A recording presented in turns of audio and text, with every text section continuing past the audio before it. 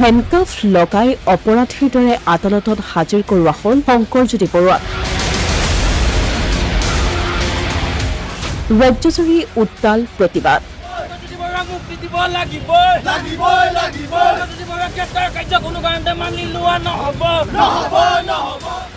প্ৰতিক্ৰিয়াৰ মাজতেই শংকৰজ্যোতিৰ হাতৰ হেণ্ডকাফ খুলিবলৈ মুখ্যমন্ত্ৰীয়ে দিলে নিৰ্দেশ। দুলীয়াজানৰ এটা পেট্ৰল ডিপোত মাৰপিটৰ ঘটনাত সোমবাৰে গ্ৰেপ্তাৰ হৈছিল আছুৰ প্ৰাক্তন সাধাৰণ সম্পাদক শংকৰজ্যোতি বৰুৱা। গ্ৰেপ্তাৰৰ পাছতেই ন্যায়িক জিম্মালৈ প্ৰেৰণ কৰা শংকৰজ্যোতি বৰুৱাক হেণ্ডকাফ লগাই যি ধৰণে আদালতলৈ নিয়া হ'ল তাক লৈ ৰাজ্যজুৰি সৃষ্টি হয় তীব্ৰ ক্ষোভ প্ৰতিক্ৰিয়াৰ।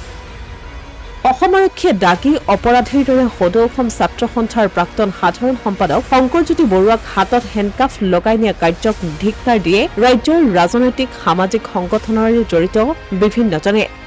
ইফালে ডিব্ৰুগড় আৰক্ষীয়ে প্ৰাক্তন আছুৰ সাধাৰণ সম্পাদকগৰাকীক দুৰ্ধৰ্ষ অপৰাধীৰ দৰে কৰা আচৰণক লৈ গৰজি উঠিল অসম জাতীয়তাবাদী যুৱ ছাত্ৰ পৰিষদ, অসম জাতীয়তাবাদী যুৱ পৰিষদ, অসম জাতীয় পৰিষদ আক্ৰাছুসহ ৰাজ্যৰ দল সংগঠনসমূহ।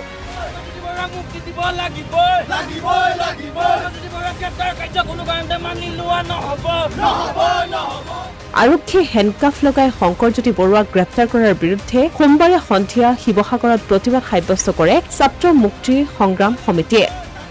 অচিৰেই প্ৰাক্তন ছাত্ৰ নেতাজনক মুক্তি নিদিলে ৰাজ্যজুৰি প্ৰতিবাদ অধিক তীব্ৰতৰ কৰি তোলা হ'ব বুলিও হুংকাৰ দিয়ে ছাত্ৰ মুক্তিয়ে। কালি বহিৰাগত বিহাৰী এজাহাৰৰ ভিত্তিত দুলীয়াজানৰ এজন যুৱক প্ৰাক্তন ছাত্ৰ নেতা অসমৰ জনতাৰ নিপীড়িত জনতা আচলতে কণ্ঠ অসমীয়া জাতি আচলতে এজন সংগ্ৰামী সত্তা শংকৰজ্যোতি বৰুৱাক আচলতে যেনেধৰণে নিৰ্মমভাৱে গ্ৰেপ্তাৰ কৰিছে, আজি কোৰ্টলৈ নিয়া সময়ত যেনেধৰণে হাতত হেণ্ডকাফ লগাই লৈ যোৱা হৈছে তেওঁ, এই কাৰ্যত আমি ছাত্ৰ মুক্তি সংগ্ৰাম সমিতি শিৱসাগৰ জিলা সমিতিয়ে তীব্ৰ ক্ষোভ প্ৰকাশ কৰিছোঁ আৰু আমি চৰকাৰখনক প্ৰশাসনক পোনপটীয়াকৈ দাবী জনাইছোঁ যে শংকৰজ্যোতি বৰুৱাক অনতিপলমে আচলতে মুকলি কৰি দিব লাগিব।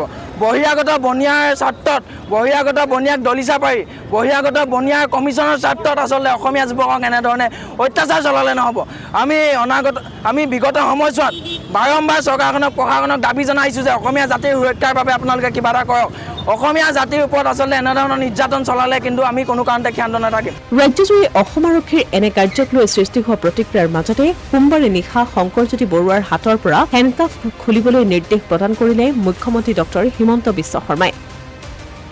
মুখ্যমন্ত্ৰীগৰাকীয়ে ফোনযোগে ডিব্ৰুগড় আৰক্ষীক শংকৰজ্যোতি বৰুৱাক হেণ্ডকাফ লগোৱা সন্দৰ্ভত প্ৰশ্ন কৰে আৰু শংকৰজ্যোতি বৰুৱাৰ হাতত হেণ্ডকাফ নলগাবলৈ নিৰ্দেশ দিয়ে।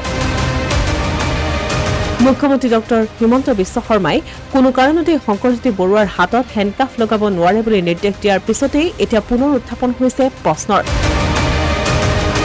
অসম আৰক্ষীৰ একাংশ বিষয়াৰ আইন আদালতৰ সন্দৰ্ভত নাই নেকি জ্ঞান? আদালতৰ স্পষ্ট নিৰ্দেশ থকাৰ পিছতো সাধাৰণ অভিযুক্তৰ হাতত কিয় দুৰ্ধৰ্ষ অপৰাধীৰ দৰে হেণ্ডকাফ লগালে সেই লৈ উত্থাপন হৈছে সৰ্বত্ৰে প্ৰশ্নৰ। পিছে শংকৰজ্যোতিৰ হাতত হেণ্ডকাফ লগোৱা বিষয়টোক লৈ ৰাজ্যজুৰি প্ৰতিক্ৰিয়াৰ সৃষ্টি হোৱাৰ পাছতো কিন্তু বৰ্তমানলৈকে এই সন্দৰ্ভত মাত মতা নাই আছুৰ নেতৃত্বই।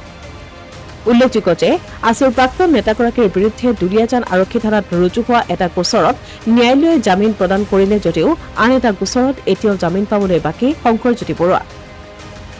Asomiya Pratidin digital desk.